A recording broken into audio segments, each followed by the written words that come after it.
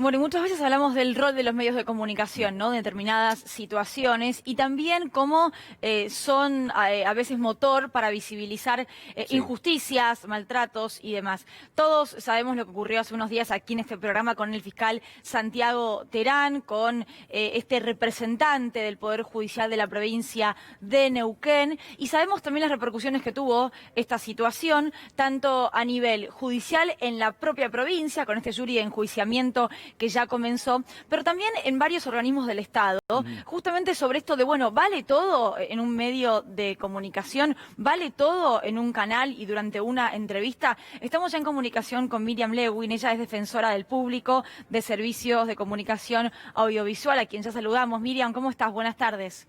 ¿Qué tal, Luli? Julián, ¿cómo están? Bien, muy muy bien, bien. gracias por tu tiempo en primer lugar. Bueno, Miriam, sabemos que la Defensoría emitió una especie de resolución, de comunicado, luego de lo que pasó aquí en la tarde por C5N.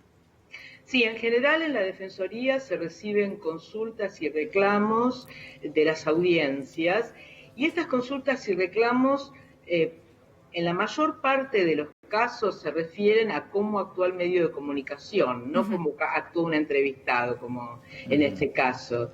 De todas maneras, en este caso nosotros evaluamos, el equipo de la Defensoría evaluó que la conducta de ustedes había sido la correcta, que vos, Luli, pusiste en contexto las cifras de femicidio equivocadas que había dado el fiscal de Cutralcó, y que rebatiste cada una de sus aseveraciones con solvencia, con el apoyo de tu colega.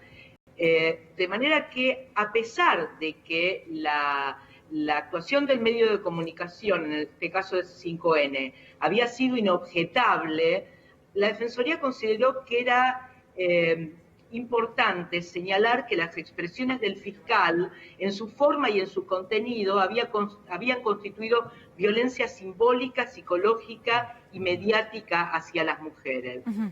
Porque el fiscal te menospreció, desconoció tu saber profesional, te dijo cosas presionándote y manipulándote psicológicamente, no lo digo yo, lo dice el documento que les hicimos llegar de la Defensoría del Público, Sí. con el trabajo de su equipo, te decía, tu vida o la de él, elegí, pasa al cementerio o la matás, pero elegí, sé sincera con vos misma, querida, sé sincera con vos misma y respondé.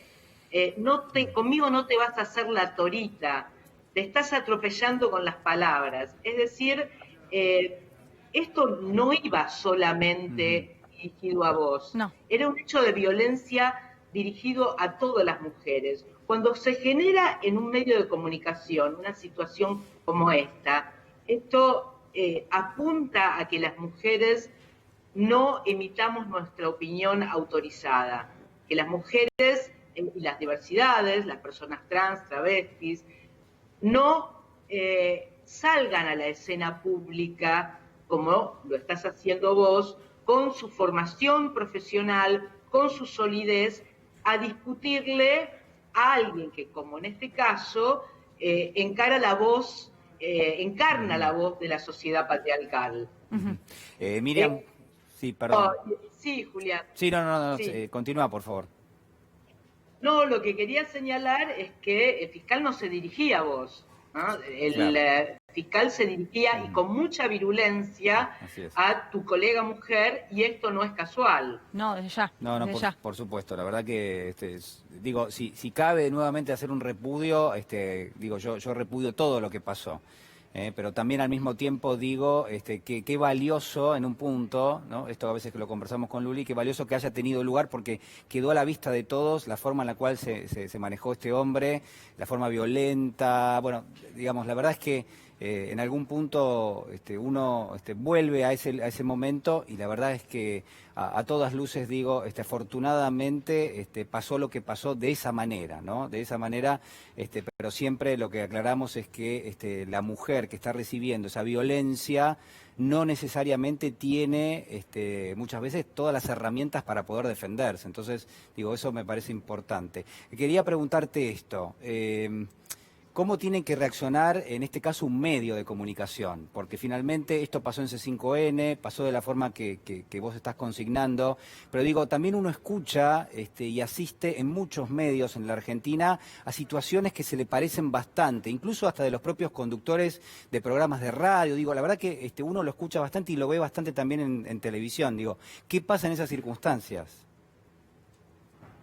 Cuando se está en presencia de la violencia mediática, como en estos casos, la puesta en contexto, la respuesta informada, el espacio para rebatir son indispensables. Y en este caso la Defensoría opinó que la emisión de C5N fue en su totalidad inobjetable, incluso desde el marco jurídico, la violación de convenciones internacionales, etcétera, etcétera. Es decir, la ley de servicios de comunicación audiovisual se refiere a este tipo de violencia y la desaconseja. Nosotros consideramos que fueron vulnerados varios derechos en este caso por parte del entrevistado. Claro. Claro. Miriam, eso me interesa.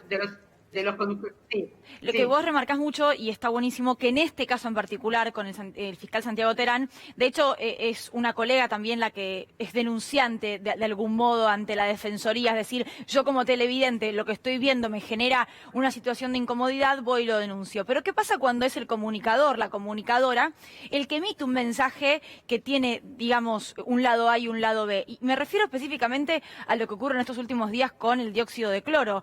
La colega Viviana Canosa, que en su programa de Canal 9 bebió de una botella, a lo que ella dice es dióxido de cloro. Nadie puede saber tampoco qué había dentro de esa botella, ¿no?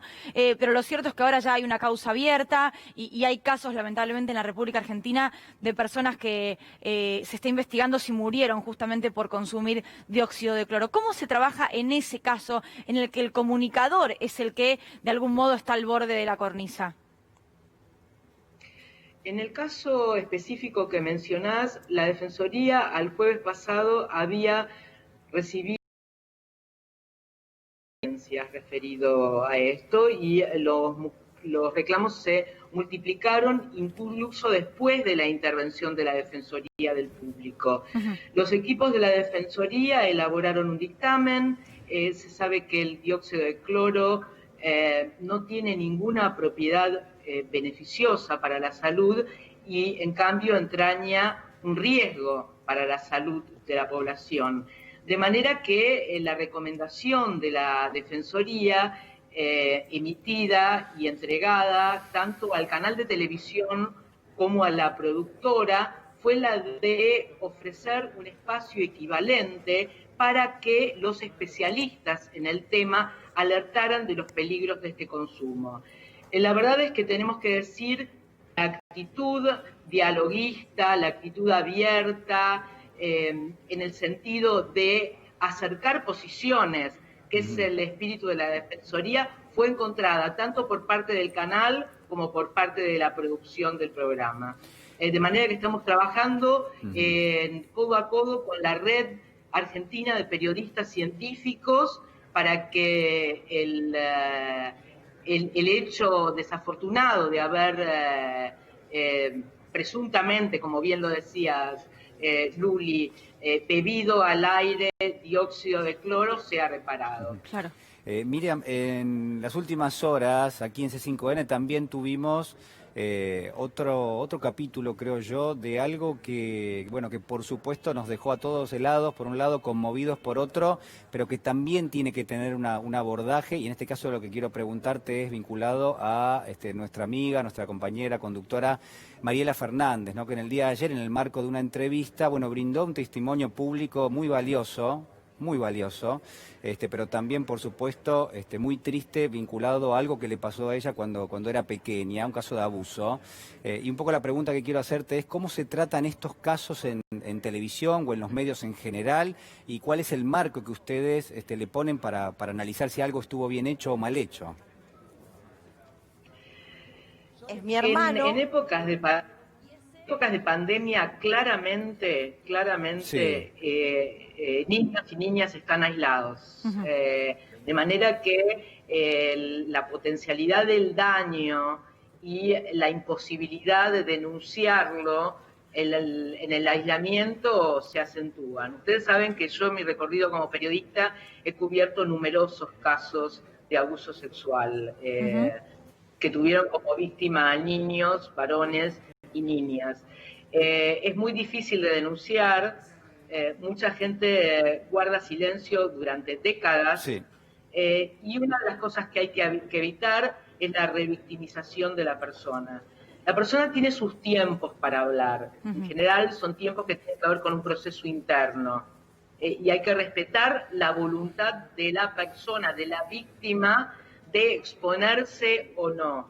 Nosotros tenemos guías en la Defensoría para el tratamiento mediático responsable. Si la persona no está de acuerdo con hacer pública su imagen, esto hay que respetarlo. Se puede recurrir a recursos como el blereo, se puede recurrir a registrarla de espaldas, si aún así, a pesar de no querer revelar su identidad, quiere hacer público su testimonio porque lo considera reparador.